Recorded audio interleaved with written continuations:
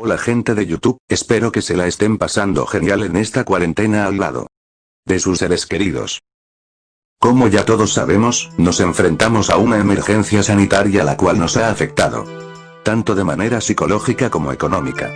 Y es por eso que el día de hoy les traigo las 4 epidemias más grandes de la historia. Comenzamos. Número 1. Plaga Antonina, 165-180 después de Cristo. 5 millones de muertos. Al igual que el coronavirus también llamado COVID-19, se cree que la también conocida peste antonina se originó en China. Los soldados que marchaban a Roma desde Mesopotamia a fines del año 165 después de Cristo estaban enfermos, muchos cubiertos por pápulas que son tumor eruptivo que se presenta en la piel sin pus ni serosidad, rojas y negras que podrían llegar a juntarse y caerse. La plaga pronto se extendería por todo el Imperio Romano. En aquel entonces se vivió una situación similar a la actual, no todo el que contrajo el virus, que los investigadores creen que probablemente fuera viruela, murió y los que sobrevivieron se volvieron inmunes. Cuando la plaga llegó a estar bajo control en el 180 DC, ya había matado alrededor de 5 millones de personas y prácticamente había fulminado a los 150.000 hombres de las Fuerzas Armadas de Roma. También cegó la vida del emperador Marco Aurelio. Los síntomas, descritos por el famoso médico romano Galeno, eran bastante desagradables: diarrea, tos, fiebre, sequedad de garganta y las pápulas antes mencionadas. En su tiempo la leyenda contaba que la enfermedad fue liberada cuando un soldado romano abrió accidentalmente un ataúd dorado en el templo de Apolo, liberando a la peste maldita de su encierro.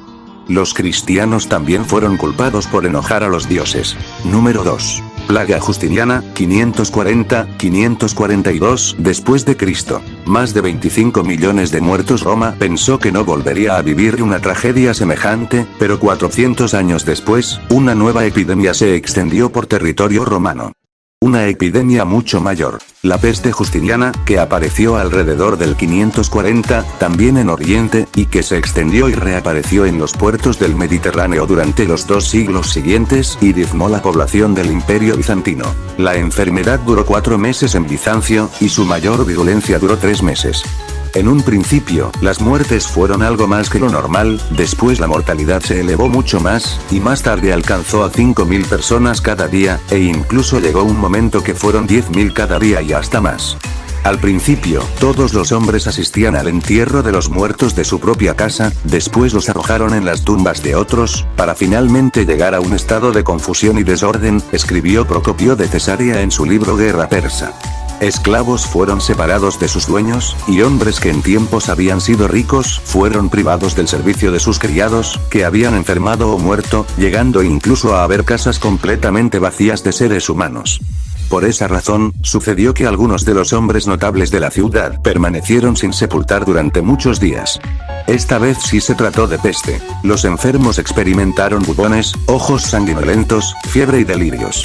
Los historiadores hablan de que el cambio climático que experimentó la Tierra en esa época favoreció las migraciones de roedores, cuyas pulgas acabaron contagiando a los comerciantes, que expandieron la epidemia por los puertos. Cuando la epidemia llegó a Constantinopla, la ciudad se vació.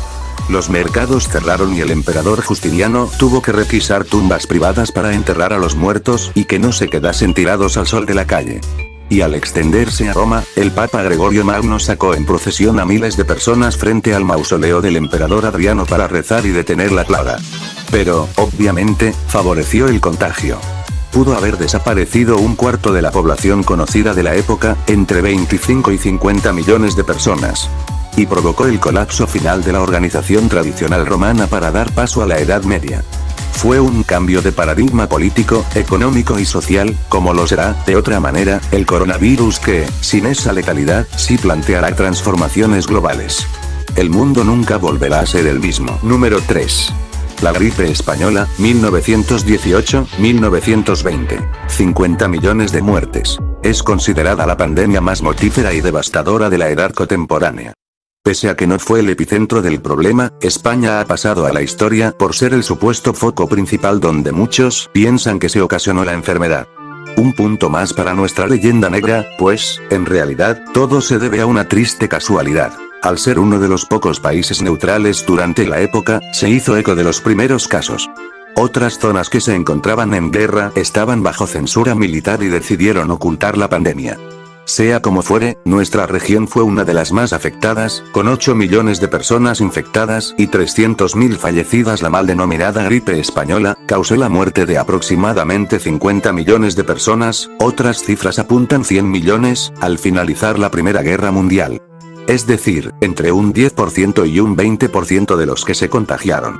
A diferencia de otras epidemias que afectaban a niños y ancianos, en este caso la mayoría de las víctimas tenían entre 18 y 49 años, en un momento en que la guerra de trincheras y las malas condiciones higiénicas de los soldados en el frente sin duda agravaron el problema. De hecho, en la primavera de ese año empezaron a enfermar de una gripe que parecía peor que la estacional, aunque las autoridades, para no desanimar aún más a una población profundamente abatida por la situación vital, infravaloraron el problema e incluso se llegó a asegurar que no era peor que un simple resfriado.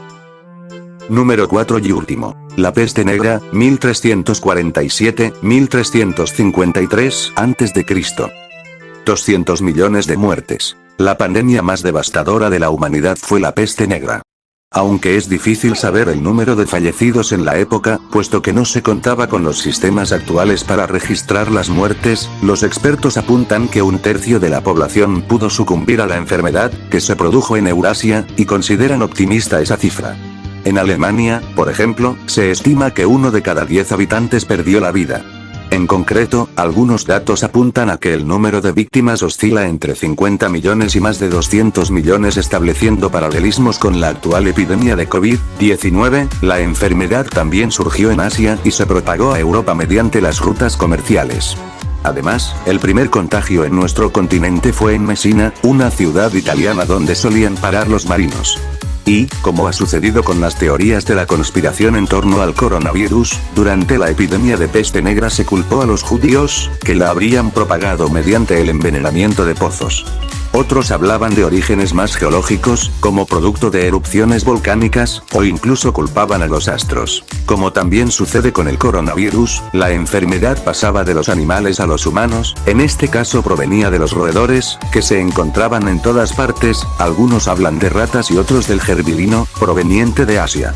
Aunque Boccaccio habla de un tipo de peste asintomático, que provocaba la muerte a las 14 horas aproximadas, en realidad los síntomas eran múltiples. Fiebre superior a 40 grados centígrados, tos y sangrado por distintos orificios, y lo que dio nombre a la enfermedad. Manchas negras y azuladas en la piel y bubones en cuello, axilas, brazos o piernas debido a la inflamación de ganglios, luego esos bubones se rompían y supuraban un líquido con un terrible olor. Bueno gente hermosa, espero que hayan disfrutado el vídeo y le den muchos likes y lo compartan con todos sus amigos, conocidos, novios, novias o tías chismosas en el grupo de WhatsApp. Sin más que decir, yo soy A de Animación y esto ha sido todo por el día de hoy. Sin más que decir, nos vemos hasta el próximo video. Chao, los